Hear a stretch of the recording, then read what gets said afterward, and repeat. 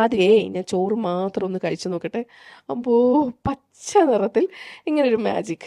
അത്രയും സൂപ്പറായിട്ടുണ്ട് കേട്ടോ. ഇനി നമുക്ക് നമ്മുടെ മട്ട മാത്രം ഒന്ന് തിന്ന് നോക്കണേ. എല്ലോ പോലും പഞ്ഞി പോലെ സോഫ്റ്റ് ആയിട്ടുണ്ട് കേട്ടോ. ഇഷ്ടപ്പെട്ട തീറ്റ ഒന്ന് തിന്നാൻ പോവുകയാണേ. നല്ല രുചിയുള്ള മസാലയിൽ കുഴഞ്ഞ നമ്മുടെ ചോറ്, അതിന് മുകളിലേക്ക് നല്ല വെന്തലിഞ്ഞ സോഫ്റ്റ് ആയിട്ടുള്ള മട്ടൻ വെച്ചു. ഇനി മുട്ടയുടെ ഒരു ഭാഗം വെച്ചു, പപ്പടം വെച്ചു, സലാഡ് വെച്ചു. എല്ലാം കൂടെ എടുത്ത് ഒതുക്കി. നിങ്ങളെ കൊതിപ്പിക്കാനല്ല കേട്ടോ ഈ കാണിക്കുന്നത്. ഞാൻ ശരിക്കും നിരപരാധിയാണ്. നമ്മളെ ഇന്ന് ഉണ്ടാക്കാൻ പോകുന്നത് ബാംഗ്ലൂർ ശിവാജി മിലിറ്ററി ഹോട്ടലിലെ ദൊണ്ണെ ബിരിയാണിയാണ്. ഞാൻ ബാംഗ്ലൂർ പോയിരുന്നല്ലോ മോൻ്റെ കോൺവെക്കേഷന് വേണ്ടി പണ്ട്. അന്ന് കഴിക്കാൻ വിട്ടുപോയൊരു സ്പോട്ടാണത്. അതുകൊണ്ട് നേരിട്ട് അങ്ങോട്ട് ഉണ്ടാക്കാമെന്ന് വിചാരിച്ചു. പച്ച നിറവായിരിക്കും, ഭയങ്കര ടേസ്റ്റ് ആയിരിക്കും എന്ന് എല്ലാവരും പറഞ്ഞു കേൾക്കുന്നുണ്ട്. എന്താണെങ്കിൽ നമുക്കൊന്ന് നോക്കാം അല്ലേ. ഒരു 1.5 കിലോ മട്ടനാണ് നമ്മൾ എടുത്തിട്ടുള്ളത്. അതിൻ്റെ അകത്തൊരു 1.5 ടീസ്പൂൺ ഉപ്പ്, 1 ടീസ്പൂൺ മഞ്ഞൾപ്പൊടി, 1 ടേബിൾ സ്പൂൺ മുളക് പൊടി, ഇഞ്ചി വെളുത്തുള്ളി പേസ്റ്റ് 1 ടേബിൾ സ്പൂണ്, തൈര് 1/2 കപ്പ്, എല്ലാം കൂടെ മാരിനേറ്റ് ചെയ്തിട്ട് 1 മണിക്കൂർ വരെ നമുക്കങ്ങനെ വെച്ചേക്കാം. ആദ്യം നമുക്ക് ചുമന്ന മസാല ഉണ്ടാക്കാം. അതിന് വേണ്ടി ഒരു പാനിലേക്ക് 2 ടീസ്പൂൺ ഓയിൽ ഒഴിച്ചു. ഞാനിവിടെ വെളിച്ചെണ്ണയാണ് ഒഴിച്ചത്.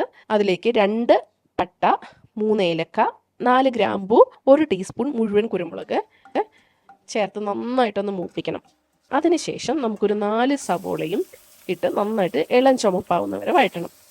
ഇനി ഒരു 8 പച്ചമുളക് കീറി അതും കൂടെ നന്നായിട്ടൊന്ന് വഴറ്റിയതിന് ശേഷം ചൂടാറുമ്പോൾ കുറച്ച് വെള്ളം ചേർത്തിട്ട് നല്ല ഫൈൻ പേസ്റ്റ് ആയിട്ട് എടുക്കാം.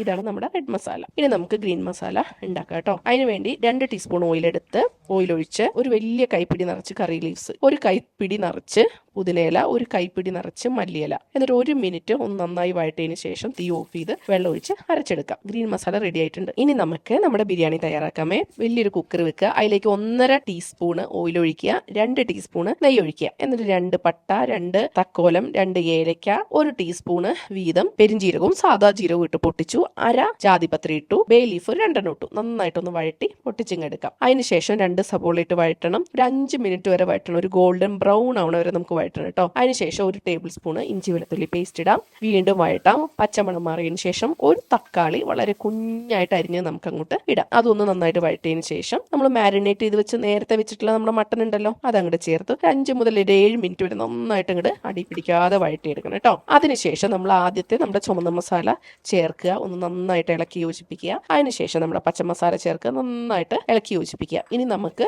എത്രയാണോ അരിക്ക് ഈക്വലന്റ് ആയിട്ടുള്ള വെള്ളം, അതായത് 1ക്ക് 1.25 കപ്പ് എന്നുള്ള രീതിയിൽ വെള്ളം നമുക്ക് മൊത്തമായിട്ട് ഇവിടെ തന്നെ ആഡ് ചെയ്യാം. എന്നിട്ട് നമ്മുടെ കുക്കർ അടച്ചു ഒരു 2 വിസിൽ ആവി പോകുന്നത് വരെ അങ്ങനെ വെക്കാം. ആവി പോയതിന് ശേഷം തുറക്കാം. ഇനി നമുക്ക് റൈസ് പാകപ്പെടുത്തി എടുക്കാം. അതിനുവേണ്ടി വലിയൊരു ചെമ്പെടുത്തു. എന്നിട്ട് നമ്മൾ ഈ മട്ടന്റെ മസാല ഉണ്ടല്ലോ വേവിച്ചത്, അത് മൊത്തമായിട്ട് ഈ ചെമ്പിലേക്ക് ഇട്ടു. എന്നിട്ടോ നന്നായിട്ട് തിളപ്പിച്ചതിന് ശേഷം ഉപ്പ് എരിവൊക്കെ നോക്കാം കേട്ടോ. ഉപ്പ് കുറവുണ്ടെങ്കിൽ നമുക്ക് ഈ സമയത്ത് ചേർക്കാം. ഇനി നമ്മൾ കഴുകി കുതിർത്ത് വെച്ച 1 കിലോ കൈമാരി അതിങ്ങോട്ട് ചേർക്കണം. മസാല ഒന്നും കൂടെ നോക്കണേ. എന്നിട്ട് നമ്മൾ അതിന്റെ അടപ്പ് അടച്ചു വെക്കുക. അടപ്പ് അടച്ചതിന് ശേഷം ഒരു സൂത്രപ്പണിയും കൂടെ നമ്മൾ ചെയ്യണം കേട്ടോ. നല്ല തിളച്ച വെള്ളം വലിയൊരു പാനിലാക്കിയിട്ട് ഇതിന്റെ മുകളിൽ ഇങ്ങനെ വെക്കണം. അപ്പൊ അടിയിൽ നിന്നുള്ള ചൂടും മുകളിൽ നിന്നുള്ള ചൂടും ഒരേപോലെ നമുക്ക് കിട്ടുകയാണ്. ഒരു 20-25 മിനിറ്റ് കഴിഞ്ഞിട്ട് നമുക്ക് ഇങ്ങനെ തുറന്ന് നോക്കാം. നമുക്ക് നല്ല പാകമായിട്ടുണ്ടാവും കേട്ടോ. ഇനി മട്ടൻ ഉടയാതെ പതുക്കെ ഒന്ന് ഇളക്കി യോജിപ്പിക്കാം. തീ മാറ്റാം, വീണ്ടും അടച്ചു വെക്കാം. കനലില് ഒരു 10 മിനിറ്റും കൂടെ നമുക്ക് വെക്കാം. കനലില്ലെങ്കിൽ സ്ലോ ആയിട്ടുള്ള ഫ്ലെയിമിൽ. അപ്പോൾ നോക്ക്, നല്ല സൂപ്പറായിട്ട് ടേസ്റ്റി ആയിട്ട് ഒരു യെല്ലോ ഗ്രീൻ കളറായിട്ടുള്ള ദൊണ്ണെ ബിരിയാണി റെഡി ആയിട്ടുണ്ട്. നമ്മൾ ഈ കിഡിലൻ ദൊണ്ണെ ബിരിയാണി സെർവ് ചെയ്യേണ്ടത് നമ്മുടെ പുതിന ചട്നി വേണം, പിന്നെ റെയ്ത്ത അല്ലെങ്കിൽ സല്ലാസ് എന്താ വേണമെങ്കിൽ പറയാൻ വേണം, പപ്പടം വേണം, പിന്നെ ഒരു മുട്ട പുഴുങ്ങി, ഇതൊക്കെ വേണം കേട്ടോ. നമുക്ക് എന്താണോ കയ്യിലുള്ളത് അതൊക്കെ അങ്ങോട്ട് ഉപയോഗിക്കാമേ. ആദ്യമേ ഞാൻ ചോറ് മാത്രം ഒന്ന് കഴിച്ചു നോക്കട്ടെ. അമ്പോ, പച്ച നിറത്തിൽ ഇങ്ങനൊരു മാജിക്. അത്രയും സൂപ്പറായിട്ടുണ്ട് കേട്ടോ. ഇനി നമുക്ക് നമ്മുടെ മട്ട മാത്രം ഒന്ന് തിന്ന് നോക്കണേ. എല്ലോ പോലും പഞ്ഞി പോലെ സോഫ്റ്റ് ആയിട്ടുണ്ട് കേട്ടോ. ഇളം മട്ടൻ വേണം നമ്മൾ ദൊണ്ണെ മട്ടൻ ബിരിയാണി ഉണ്ടാക്കാൻ വേണ്ടി ഉപയോഗിക്കുക. കൂടെ നമ്മൾ കടയിൽ നിന്നും മട്ടൻ്റെ നെയ്യ് എക്സ്ട്രാ വാങ്ങി ചേർത്താൽ ഒന്നും കൂടെ ടേസ്റ്റ് കൂടും. ഇനി നമ്മുടെ ഇഷ്ടപ്പെട്ട തീറ്റ ഒന്ന് തിന്നാൻ പോവുകയാണെ. നല്ല രുചിയുള്ള മസാലയിൽ കുഴഞ്ഞ നമ്മുടെ ചോറ്, അതിന് മുകളിലേക്ക് നല്ല വെന്തലിഞ്ഞ സോഫ്റ്റ് ആയിട്ടുള്ള മട്ടൻ വെച്ചു. ഇനി മുട്ടയുടെ ഒരു ഭാഗം വെച്ചു, പപ്പടം വെച്ചു, സലാഡ് വെച്ചു. എല്ലാം കൂടെ എടുത്ത് ഒതുക്കി.